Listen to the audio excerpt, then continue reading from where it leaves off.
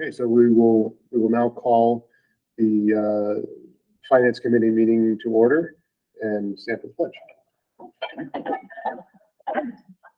Pledge allegiance to the flag of the United States of America and to the republic for which it stands, one nation, under God, indivisible, with liberty and justice for all.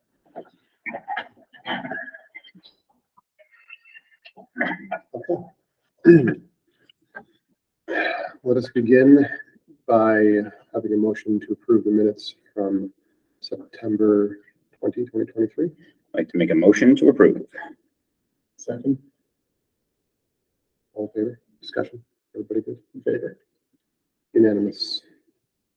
Okay. Just pulling some stuff up here. Yeah, I want to make sure this is being recorded. Is it? Yep, my business administrator's thing is up on the screen. Okay. So we will now move to item number 4, the business administrator's comments. Okay, the first thing I have is inflation. State of New Hampshire is reporting inflation at 2.7%. So it's starting to kind of smooth out. The next thing is I'm bringing 3 items to the school board. Well, 1 item to the school board tonight and 2 more items for the next meeting in next month. Okay, the first one is Bakey Freezer. And what we're going to do is we're going to ask the facilities committee to recommend replacing the Bakey freezer and refrigerator. Total cost is going to be $41,581.89. Okay. I think the important thing for you guys is the funding side of it. What I want to try to do is first try to get it out of year-end surplus. If we can't do it, I'm going to ask the school board for authority to pull it from the facility use revolving fund. Okay. The next item is the memorial roof. What I want to do is get authority from the school board at the next meeting to, we're going to try to replace the roof. It's over the cafetorium and the classroom section, and it's like got river rocks on the top of it. Mm-hmm. And what we're going to try to do is encapsulate the roof. So we're going to put another roof on top of it. And that cost is going to be $196,850. Again, yeah, some of the other bids are pretty steep. If you look at the report, they're over 300,000. Those would be completely removing the roof and adding on a new roof. What do you mean by encapsulate? So we actually did a test on the roof. We found asbestos on the roof. So if we had to go and remove the roof, we'd have to have specialized equipment to go in and capture that asbestos to remove the roof. Okay. What we can do is we can put another one on top of it. So you're putting a layer so that no one can actually touch the asbestos. That's encapsulating it. Okay. The benefit of it, it's adding another layer of insulation on top of the roof. Okay. So it should, in theory, help with heating costs. It should. Okay. So $196,850 is the least cost to repair that roof. And again, what I want to try to do is fund it out of year-end surplus, then the facility use revolving fund. If we can't get it out of either of those, I'm going to have to come back to the school board and ask to have it pulled from the capital reserve fund for facility improvements. Okay. And Matt, what are we talking there? We're talking like a 40 year roof. Yes. That one, I know it's somewhere in that neighborhood. Yes. Yes. Okay. Yeah. It's a full commercial roof. Yeah. This is not a Band-Aid fix. This is a full. This is a full-on fix. Okay. I want to be clear for the public. Yep. We have a Band-Aid fix on it right now. Exactly. Yep. Okay. Yep. This is the full-on. Yep. Okay. The next one is we have to address some firewall penetrations at the old middle school. At the next meeting, I'm also going to ask for $21,888.50 to repair that. So basically, there was a firewall. Someone drilled holes in it. Okay, you're not talking about a technology firewall. You're talking about an actual physical resistance. Yes, it's a physical. In today's world. Today I was like, yeah. Okay. All right. Okay. Somebody drilled holes in it. Someone drilled holes in it. We got to repair it so that the building can get their certificate of occupancy. And it's also vitally important that we get it done now that we're renting the back half of the building. Yep. Okay. Can you just give a rip of where is that Where is this? It's in the SLC section. Okay, Okay, so in the main hallway. Yep. Okay, there's actually three different problems. The first, it's the two main walls. Yep. Between the hallway and the classrooms. got it. Okay. Okay, The first problem is people drilled holes in the wall. Yep. Second problem is the wall goes to the ceiling and they didn't stuff the top of the wall Yep. when the building was built Yep. with a fire stop. Got it. Okay. And the third problem is in the design plans of the building, there's a fire dampener. So there's a hole in the wall. It's about like this big. And so when the heater is running, air is passing through that hole. There should be a fire dampener in there to block off the classroom. Yeah. And it's not there. And we didn't know about it until after the tenant moved into the building. Okay. thank you, man. Now let's go talk about real estate taxes. Okay, Let's see. it's a favorite topic lately. Yes, I want to make sure this is up on the screen too. That did not come up on the screen. I'm gonna have to stop sharing and reshare. Hold on a second. Stop.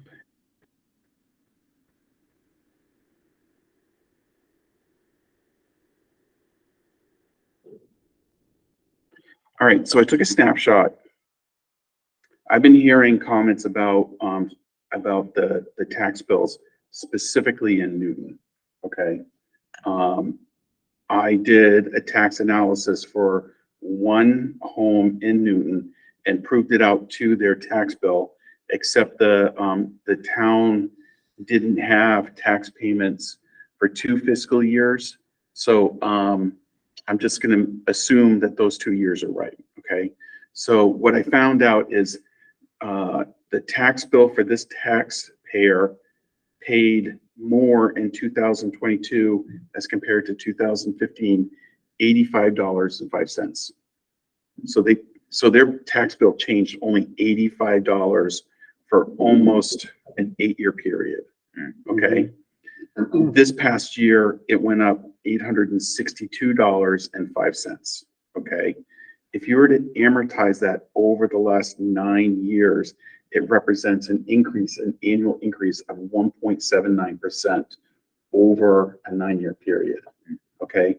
Now, we've been working really hard to try to keep the tax rate as flat as possible. The problem that I ran into this year was how to try to juggle how the state changed the state adequacy formula. So the state is now relying more heavily on the real estate tax and less on giving us money out of their pocket. Okay, so there's 2 parts. There's the adequacy grant, and then there's the swept tax. The swept tax is what you see on your real estate tax bill. Okay, your swept tax went up. Okay, and your adequacy grant went down. So it means that your overall tax is going to go up. What you have to pay. What you have to pay out of pocket. Okay, but And that's controlled where? The swept tax. That's controlled by who? the state of New Hampshire. I just wanted the simple Yeah. answer, right? State of New Yeah. Hampshire, State of New right? Hampshire. So there are parts of this budget that we do not control, that being one of them. That's right. And importantly, I thought it was interesting, there was this, the town's website, there is the pie chart, a 10-year, you said there was a 20-year, I didn't see it, but a 10-year of Newton's tax rates. If you look at specifically the school tax rate. Here, let's see if I can pull it up. Pull that up. I can just sort of narrate. It goes, starting in 2014, the school tax rate was $19.51, and it hovers in the 19s for a few years, drops to 18.36 in 2018, back up to 19.37 in 2019. Then there is a drop in the school tax rate to $15.20 in 2020, then to $14.82 in 2021, back to 16 in 2022, and then bumping up. So this precipitous drop in the tax rate aligns with the school reorganization. Yeah. In 2020. There's a narrative that, a lot of, I've heard over the years, and even I questioned this too. I was like, I thought this thing was supposed to save us money. My tax bill hasn't changed. problem is that it saved us from, I think, getting a big bump in taxes, right? Because 2020, the year that the school tax rate went down by over $4 per thousand, was the same year that a year that we got reval, right? So it sort of canceled it out. But had we not done the reorg, then it would have jumped significantly. Yes. Due to the reval. Correct. Savings don't always mean a drop in the rate. Sometimes it just means keeping it stable. Right. Another important point too is we've rented out the facility. We're getting 144,000+ per year that we can purchase items like we've been buying technology that would otherwise be in your appropriations. Right. So your tax bill does not include those costs. Right. Yeah. So instead of adding warrant articles or increasing the budget, we've been able to stabilize and keep it steady Exactly. by doing creative things like this. Yes. Yep. And the school board recently leased the back half of the building. So we're gonna have an additional $76,000 that we can use to enhance facilities and buy equipment. Without having to ask the taxpayers for extra. Right. I feel like as taxpayers ourselves in these Mhm. districts, in this district, that we are doing our darndest to, we all know in this day of age of inflation, rising cost, everything that we have in this environment, that our best hope is that we can stabilize budgets and minimize the amount of increase given the environment that we're in. And even I was listening to the select board's meeting this past week, and that's what they were highlighting, like the days of we're going to lower your taxes or get rid of them. We just know that that's disingenuous and it's dishonest, right? Yeah.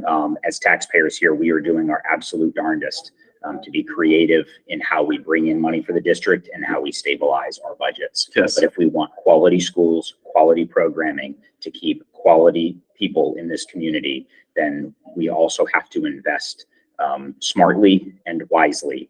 And that's what we're doing. Okay.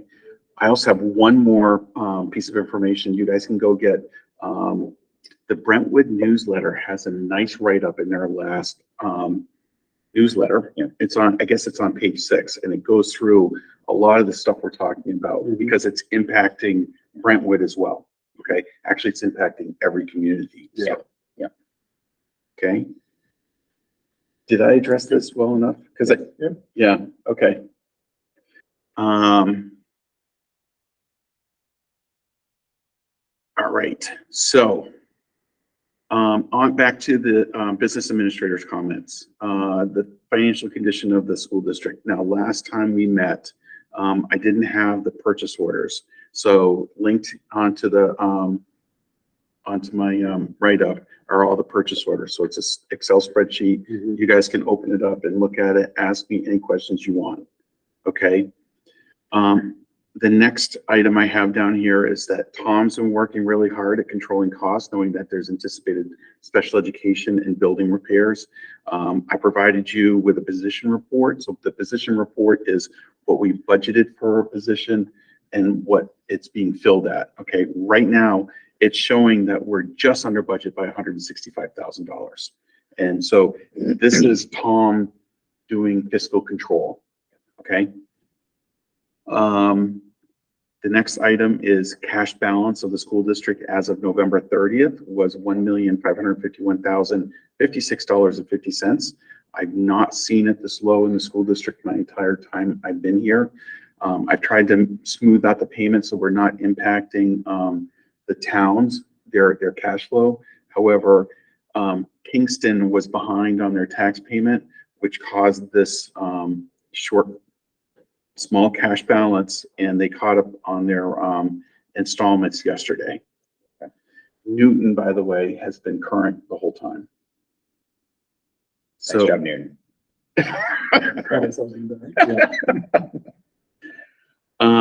So since our last time we met, the state set the tax rate for each of the towns, and I'm able to provide a good comparison of the budget versus actual, and I can also, because of this, I can also start estimating what the year end is. okay? So revenues through November were $31,456,047. Now that's recording the tax payments from Kingston and Newton for the entire year, even though they pay us on a monthly basis, okay? Through November, we've roughly received about half of our state aid, which is normal at this time. So we have about another $6 to $7 million worth of revenue that's going to come in. State aid and Fremont tuition. The next item is non-health insurance expenditures through November were $13,359,099.87. Encumbrances were $20,724,620.89. Now these are our operating costs that include teacher salaries, their New Hampshire retirement, their health insurance, heating oil, electricity. It's all in there, okay? According to this report, the remaining appropriation is $3,953,786 or 10.39%. Now you have to understand a lot of the encumbrances come in throughout the whole year, okay? So we're at this point planning our year end right now. Now, highlight for expenditures is special education tuition for this past month for $397,368. Now, this is in tuition in multiple line items throughout the whole budget. Health insurance expenditures through November was $1,555,401. Encumbrances is $3,199,000. So the remaining balance is $774,483 or 14.01%. Now, my initial analysis of health insurance, if we fill every position, health insurance is within, I think, $70,000 of the budget. So now previously I reported that I'm moving on to the trust funds, that the July and August statements were draft. At the last meeting, I said they were draft because I didn't have all the statements from all of the different committees or even our bank, okay? It's all come in, and I want to say that what I presented there is not drafted, they're actual numbers, okay? So I've only received statements from the trustees for September and October since then. And why don't I just tell you what the balances are for October? Is that the second document of the first one? The second one. The second one. Okay.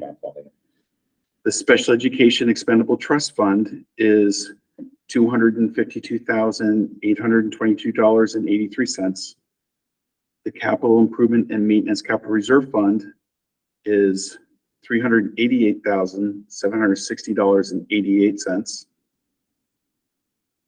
The Unanticipated Educational Expense Capital Reserve Fund. Oh, I want to pause for a second. If I have to pay for the roof out of the Capital Reserve Fund, it's going to come from that one for $388,000. Yep. Okay. Thank you. Can highlight that. Unanticipated Educational Expenses Capital Reserve Fund balance is $262,304.08.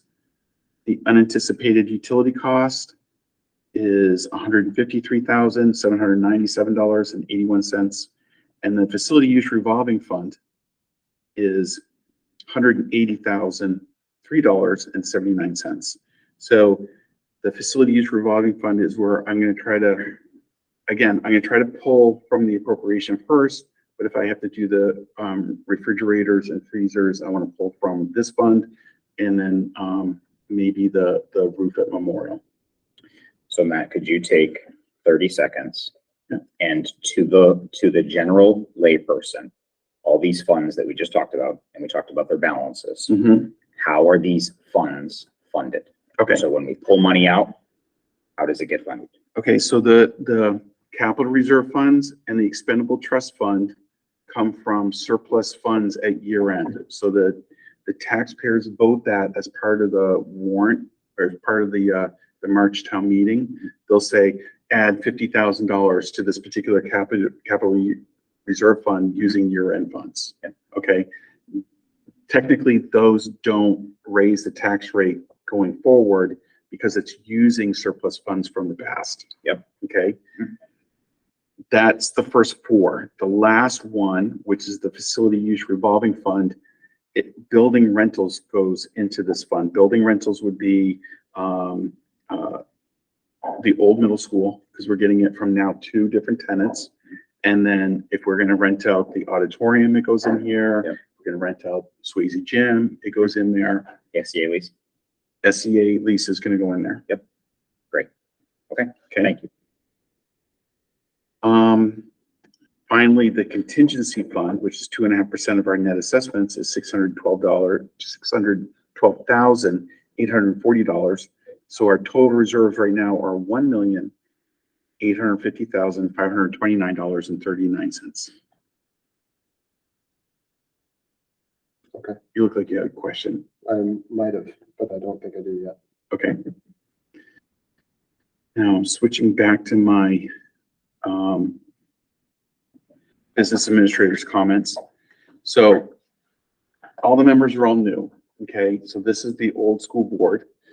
The old school board and finance committee worked with the trustees of trust funds about how the capital reserve funds are invested, because it's up to the town's trustees and how the funds are invested.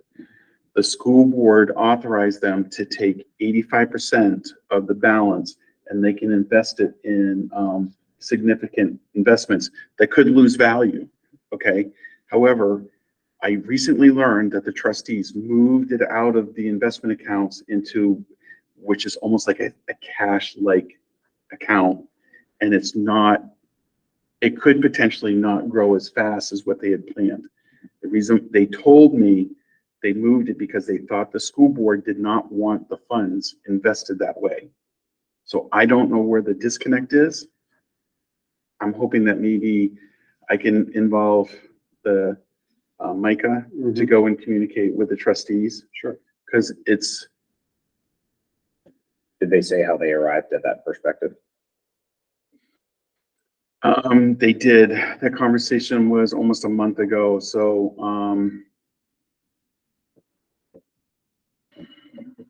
I don't recall, but I know it's from, they believe it, the school board told them that, and I told them it wasn't accurate. So, Yeah. Okay. We'll talk to them. At the least, we can get Yeah, on, we can. get on the same page, right? Yep. Yep. Okay. So I'm done with the business administrator's comments. Okay. Let us now move on to new business. Okay, budget adjustments. The first one is a transfer of salaries to a professional services account, because I got to move it between, for state reporting, between a salaries account and a contracted account. Okay. We can't find enough paraprofessionals, but we can hire contracted paraprofessionals. So we're moving the salary money out of the salary line and moving it to contracted line. And this one's for $33,059.51. All right. When I move to the next one, so you guys can move both of them. And same story. This one is a different paraprofessional, contracted paraprofessional, moving it from salary to the contracted line item for $25,186.55. Okay. And are these, this is nitpicky, so I'm just curious though, are these forms here, templates, or were these? They're in an Excel spreadsheet. Oh, okay, It's like all an right. export, but it doesn't utilize. Because the spelling and stuff in here, I'm like, oh, this isn't. Yeah. Yeah. Okay, like Trasnaffer instead of transfer. You haven't heard of transfer? I'm like, maybe this is an educational term I'm unaware of. This is why we need more parents. Very, very good. Thank you, Micah. Clearly CPL is not effective yet, but we're working on it. You told us it was gonna be 3 years. Yeah, right. Or we're so understaffed. At the end of 3 years, I'll be able to spell. Good. Okay. All right. So do we need to make a motion, somebody needs to make a motion I will. to, yes, go ahead. I will make a motion to do the two budget adjustments, transfers for special education tuition, contracted services, paraprofessional, both of these transfers. Second. Okay, any further discussion? All in favor? Unanimous? Okay, great. Okay, Next. the next one is, it's more or less me telling you what we're gonna do. So, Well. Okay, Ignore him because he's retiring, just Yep. ignore that. we have a person who wants to donate to a scholarship. Okay, I don't want to give out our bank and routing information. And it sounds like they want to do a scholarship often. We're actually getting, we got $7,000 last month. We got almost $1,500 this month. Okay. Wonderful. okay, And I want to make it so that I can hand out a bank routing number. So basically it's, you want a masked number, basically? yes, so the money comes in and if someone tries to attack it, there's nothing there for them to take. That's worth $22 a month, I feel like. Yes. Sure. Okay. Cost of doing business, all right. Need them to vote on that, or are you good with it? I'm good with it. Okay. He's gonna do it anyway, it sounds like. He told us what he's doing. He told us what he's doing. Yeah. Hey, What can I do? Reel him in, not review him? I We mean, would've- we he's- would've Well, I voted met to the guy approve. on Friday Yeah, you got it. and he was like, hurry up because the year end's coming. We're very All right, excited that's about good. this. Okay. I went over inflation. I went over the trust fund balances, manifest questions.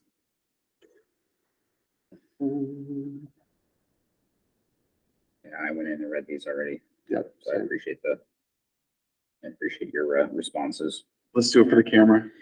Oh, yeah.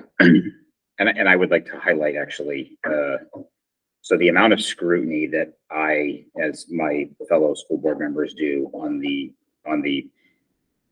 let's be clear. So we got two 46-page documents of expenditures, and I go through every single one of them with a fine-tooth comb. And the amount of scrutiny that we apply to these, and some of it's just because we don't know and we want to be smart and we want to be good stewards of the resources Yep. that the taxpayers are giving to the school, right? And so the amount of scrutiny that we and I apply to this is exorbitant. So thank you for the time that you put in No. to answer these. And sometimes it's just, sometimes it's me saying this is a no-go and how do we get this off because we shouldn't do this. And other times it's, hey, can you just explain this because it doesn't make sense to me. So thank you. And I think it's important that we get the word out. Yep, exactly. So this is a great process. Sure. All right, the first one talks about replacing iPads and whether we're adding to our inventory and who is it going for and why. And I said, this is a replacement iPad. The student has an iPad and that version of iPad can't run the software that they require for their special education IEP. Okay, so it was added and then issued to the student. Okay. Understood. The next one is who are we training as EMTs and why?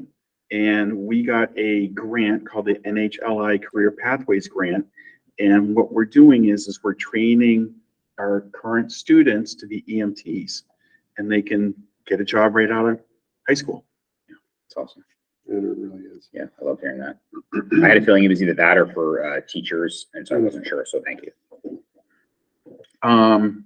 We actually have a trainer within the town. Yeah. And we tried to bring him in a couple of years ago. That's great. You asked about out-of-state residential tuition, please explain. And so it's kind of like, how do I explain this? So I'm going to try to explain it from how we have to report it, so to what it's being used for. So I'm going to start off with, I gave the link to the document that requires how I have to record it. So these are the different out-of-state tuition line items. Right there. Yep. Mhm. Okay. I know that. Next. The students who cannot be served through our local school are served by, through specialists, okay? Here, this particular student that you asked was placed in the May Institute according to their IEP plan, okay? When they determined to place them at the May Institute, what the student services director or the office did was they tried to find a placement close to the home. And if they can't do it, they have to go to the next facility as it goes out. This particular facility is not in New Hampshire, it's in Massachusetts. So we have to call it out of state. Got it. Residential placement. Okay. It was the out of state that had me. Yes. Yeah. Okay. I get the out of district, but I was like, why are we doing out of state? I get it now. Thank you. Okay. The next one is, you asked me to please explain what this was, okay? And what this is, professional staff are eligible for tuition reimbursement under Article 12 of the Professional Staff Collective Bargaining Agreement. 21 now. I'm sorry, 21. Yep. And this is great, by the way. I went in and read Article 21 fully. Mhm. That's fantastic. Because then I had some follow-on questions, but you gave me the reference. I went in there, read it. It makes total sense. And I love that we're doing that for the staff and that people are taking advantage of it. Yes. Right? That's So, fantastic. do you have follow-up questions? No follow-up questions. Okay. Nope. That's fantastic. Okay, great. Yep. The next one was, wow, we pay Jim fairly well. What is his hourly rate? And for your awareness. Mhm. Okay. Yep. There are two attorneys in that particular invoice. Jim is paid $320 an hour, and Stephen Whitney's rate is $295. Jim did the general representation, while Stephen worked on the SCA lease agreement. And you guys know Jim. Yep. Do you have any questions on that? No. This is part of transparency, Yes. right? Yes. Yeah. We've got to be accountable for that. And we've got to know that when we pay for good professionals, we also deal with things the first time instead of having to deal with things a second and a third time because it was messed up the first time. Okay. So I'm not adverse to paying for quality services, but we just need to be transparent about it. Yes. Right. And I've worked with a lot of attorneys, Mhm. being one myself. Yep. We've saved a lot of money having Jim on board. Got it. Okay. The next one is, Good fun one. this one deals with, Did you guys see this though before he starts talking? I don't know if this stood out to you. I'm looking at this, like, how much are we paying for unclogging toilets? Like, what in the world is happening here? Right? yes. So sorry, please No, continue. that was a great, because I was trying to have to explain that. So, okay. So the first question is lots of clogged toilets, and I have to say, yes. And it blows my mind. Do we have a plumbing issue? The plumbing issue, I can be a little more transparent. The plumbing issue over at Bakey has to do with the stink pipe, okay? Mhm. It needs to be replaced, but it Mhm. doesn't need to be replaced today, okay? Which one? The one, The ones in the new addition in the back. the ones that come off the building, Yeah, they go up through the through ceiling. the ceiling, the Yes. exhaust things, yeah. I understand that, but Okay. these are at the But- middle and high school. But at the middle and the high school, our plumbing problems, if it's a problem, Mhm. it's because we have to bore through the item that the kids put down the drain. Yeah. And sometimes that item is left in the drain Yeah. with a hole in it. Sure. So your pipe is getting smaller sometimes. And so part of our expenses here in the district, and this is, I feel like my job is on the school board, right? Is helping keep costs down, but also educating our community where these costs are coming from. Yeah, And so part of this is we all, myself included, need to talk with our kids about being respectful and responsible when we come to these buildings. okay, Because when we're not, our parents end up paying for them. yeah. And these bills are not cheap to pay for clogged No. toilets. I'll give you an example. This is thousands of dollars. I'll give you an example. This happened last year, and I had some teachers try to ask me to close down school for this. Yeah. Okay. Some of the administrators here caught a kid with a knife last year, okay? Yep. All the other kids in the building found out about this, and they're all flushing their knives down the toilet, okay? One of the knives opened up like this in the pipe and got stuck in the pipe. Yep. And then the other thing is feminine products got flushed down the toilet too and backed up behind the knife. And so that when they bored it, the knife was metal And so they went up to the knife and they couldn't go any further. Yep. So we had to bring in a camera to go in and Mhm. find the knife. And then we had to go get another tool to go in there and close the knife. And if you've ever hired a plumber lately, Yeah. plumbers are not cheap. Do And we when you're have- coming to a school, Is there I know this may be, no pun intended, but it's like a drop in the bucket here. But like, do we have signage in the bathrooms? Have you noticed anything? We try to put people by the bathrooms to prevent People. this. No, but just, or, Okay, some of this is like on the feminine products, some of it is embarrassment, sure, okay? Sure. The other part of it is I get them grabbing a whole bunch of it and throwing it down the toilet to purposely block it up. sure, there's always that. Okay, there's part. always that, okay? That doesn't happen as often as some of the other stuff. We try to catch the kids. sure, we'll do our part here and we need parents' help too, right? Right. This is a partnership. But there could be something that we can, maybe on facilities. Mhm. You guys, we can collectively think about a way to make students feel safe disposing of something that they need to get rid of without. Is there proper disposal? Yeah, I wasn't thinking about, you mean like the knife example?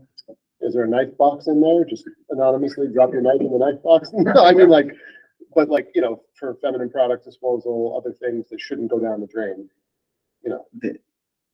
I'm sure I don't know what is being said because I'm not in the Yeah. position to, We'll ask the question. We'll ask the question. We'll ask the It's a question. question. Yep. We can bring it forward to the right people. Yep. Okay, onward. I've had this problem in corporate world. Yeah. Yeah. Proper There's a lot of disposal. proper disposal stuff, yeah. on the feminine product side, we do have proper disposal Okay. Okay, And it's just not being used. or abused. It could be Right. abused. Possibly, yeah. Yeah, just a combination. clearly. Yeah, clearly. Okay,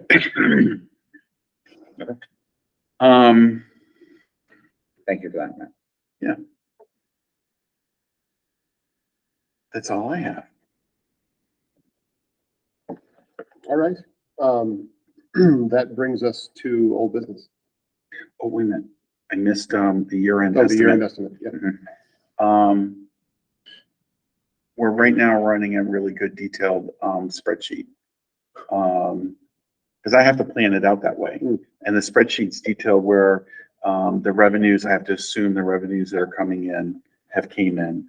And then on the expenditure side, I have to assume, other items are being spent, like transportation is being spent fully, okay? I'm hoping we're gonna be around $1 million. That's gonna be a surplus to the, that's gonna be used to reduce the tax rate, okay? But right now, remember, this is early in my crystal ball. It gets easier once the tax rate's set, which it just did, and it gets better each successive month.